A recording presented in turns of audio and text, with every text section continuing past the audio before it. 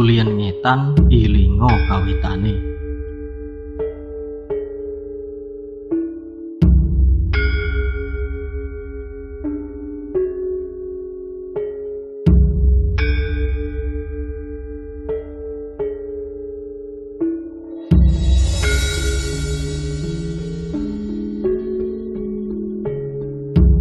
Kalimat yang tertulis dalam monumen sejarah inilah yang kemudian memicu rasa keingintahuan kami untuk memulai ekspedisi terkait hal-hal yang berbau sakral dari arah timur Pulau Jawa. Baik itu berhubungan dengan lokasi situs-situs sejarah, prosesi ritual, maupun waktu-waktu tertentu yang dipercayai masyarakat sebagai satu titik di mana spiritualitas manusia terdorong lebih cepat untuk sampai pada tujuannya. Pada kesempatan awal ini, kami memohon restu pada sosok Eyang Prabu yang konon menjadi pembabat alas di timur Pulau Jawa.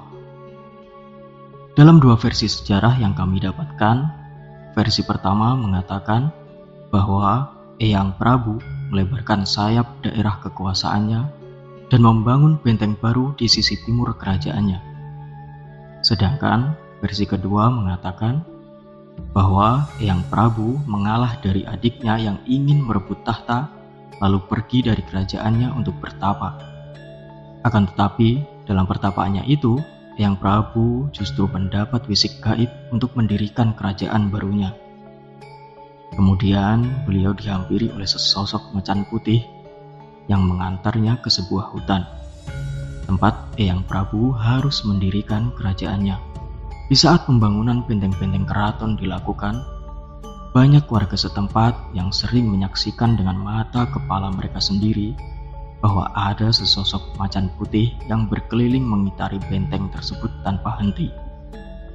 Dari sanalah kerajaan Eyang Prabu akhirnya disebut sebagai Keraton Macan Putih.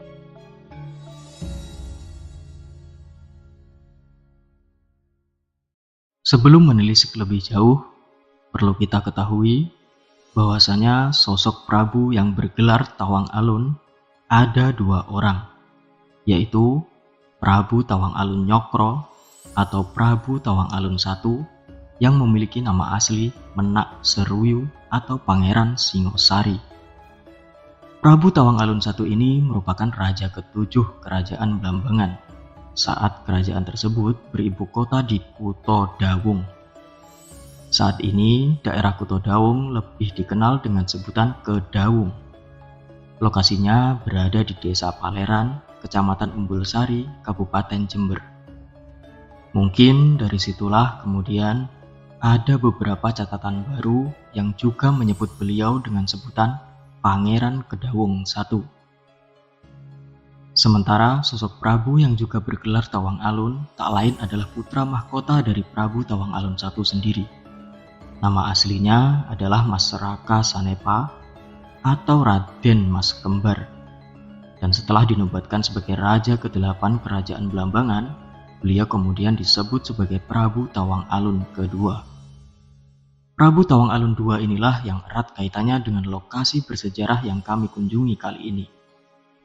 Situs Macan Putih ini juga sering disebut sebagai petilasan persemedian Prabu Tawang Alun. Lokasinya berada di Desa Gombolirang, Kecamatan Kabat, Kabupaten Banyuwangi.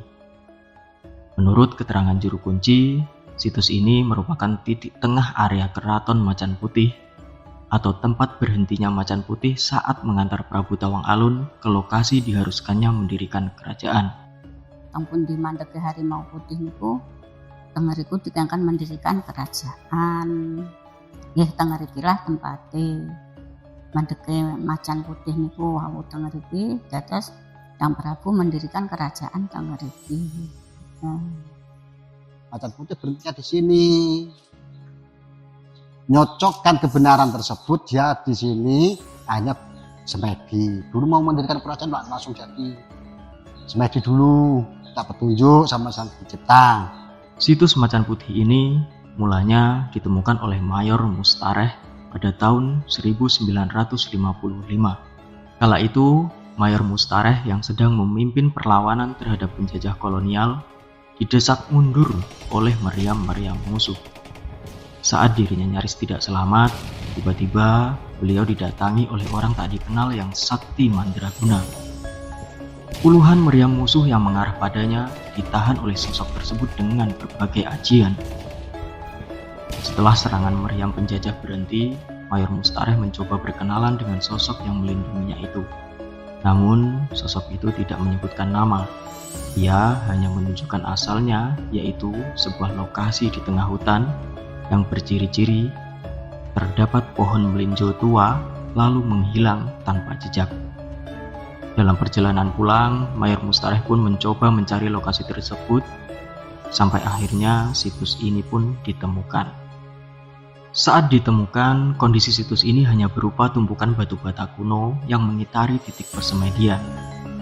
Mayor Mustareh lantas memperbaiki struktur bangunannya mengikuti alur bangunan lama yang saat ini sudah terpendam sekitar 2 meter di bawah tanah. Masa perbaikan itu memakan waktu kurang lebih 4 tahun, dari tahun 1964 sampai tahun 1968. Sedangkan pemilik lahan yang bernama Bapak Amari atau Haji Miftah diangkat sebagai juru kunci pertama situs ini. Sing menemukan iku namine Pak Mayor Mustareh, yang di Banyuwangi. Ditemukan di tahun tahun 55. Terus kali Pak Mayor dibangun tahun 64 sampai 68. Luas Keraton Macan Putih sendiri membentang sejauh 2 km. Di sisi selatan terdapat sebuah gerbang benteng yang menjadi pintu masuk selatan keraton. Di sisi utara juga terdapat gerbang benteng keraton yang sekarang menjadi area kantor desa Macan Putih. Gerbang benteng keraton yang berada di sisi timur dekat dengan jalan raya, sedangkan benteng baratnya tidak memiliki pintu gerbang. Masyarakat sekitar sendiri menyebut benteng keraton dengan sebutan tembok. Kabarnya tembok benteng yang mengelilingi keraton Macan Putih itu memiliki lebar sekitar 4 meter dan tersusun dari batu bata kuno berukuran 40 cm. Menurut sejarah yang beredar, pada tahun 1600-an, Prabu Tawang Alun II pernah menjadi tawanan Kesultanan Mataram selama 1 tahun. Saat itu beliau masih menjadi putra mahkota, yang mana Kesultanan Mataram kala itu sedang dipimpin oleh Sultan Agung dan sedang melebarkan wilayah kekuasaannya ke wilayah timur Pulau Jawa. Selang beberapa tahun setelah dibebaskan, Sultan Agung turun tahta dan digantikan oleh Susuhunan Amangkurat I.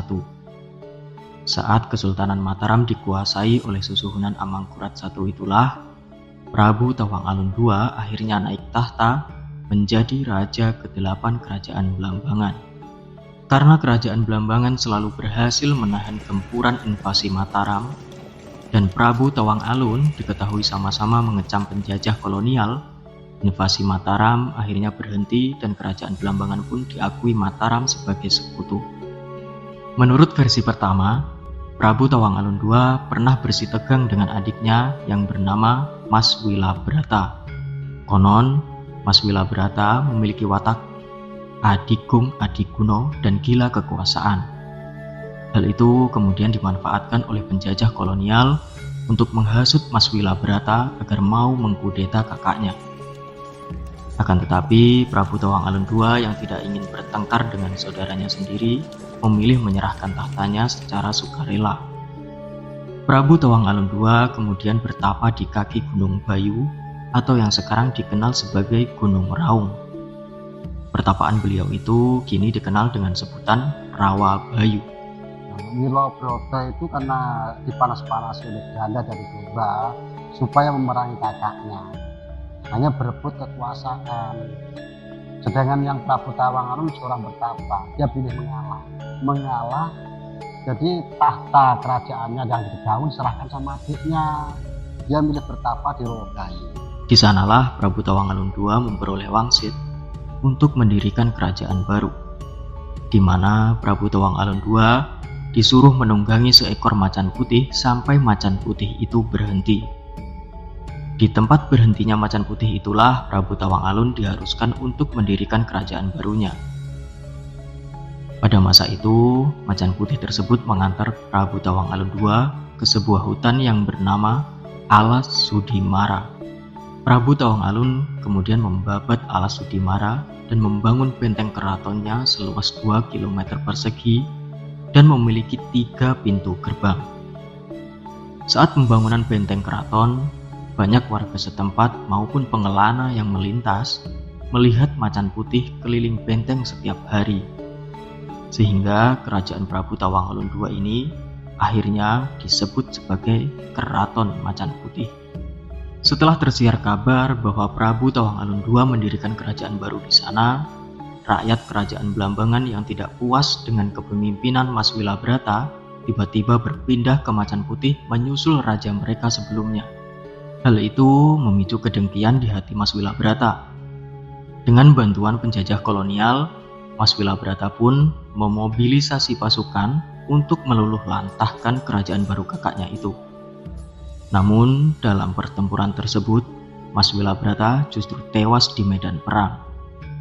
Karena kekosongan tahta di kerajaan Blambangan, Prabu Tawang Alun II lantas menyatukan kerajaan Blambangan dan kerajaan Macan Putih. Ia duduk di singgasana kerajaan Blambangan dan kerajaan Macan Putih diserahkan pada putranya yang bernama Raden Sastronegoro atau Pangeran Senopati Sosronegoro. Sementara menurut versi kedua, tujuan Prabu Tawang Alun II membangun keraton Macan Putih bukan dikarenakan perebutan tahta dengan Mas Wilabrata, tapi hanya untuk memperluas wilayah kerajaan Blambangan di sisi timur. Tujuan didirikannya Keraton Macan Putih sendiri adalah sebagai benteng pertahanan timur yang sering mengalami invasi dari kerajaan Bali. Setelah Keraton Macan Putih berdiri, Prabu Tawang Alun II kembali menduduki singgasananya di kerajaan Blambangan yang sebelumnya diserahkan pada Mas Wilabrata sebagai raja sementara. Terlepas manakah fakta sejarah yang sebenarnya, dengan adanya bukti peninggalan sejarah tersebut, bisa dipastikan bahwa Prabu Tawang Alun bukan sekedar nama pemeran legenda rakyat Belaka. Maka dari itu, sebagai manusia-manusia zaman ini, sudah selayaknya kita selalu panjatkan doa untuk leluhur-leluhur kita. Sebab tanpa mereka, kita tidak mungkin terlahir. Tanpa adanya mereka yang telah bersusah payah menciptakan perdamaian, mustahil pula bagi kita menikmati kemerdekaan yang kita rasakan hari ini.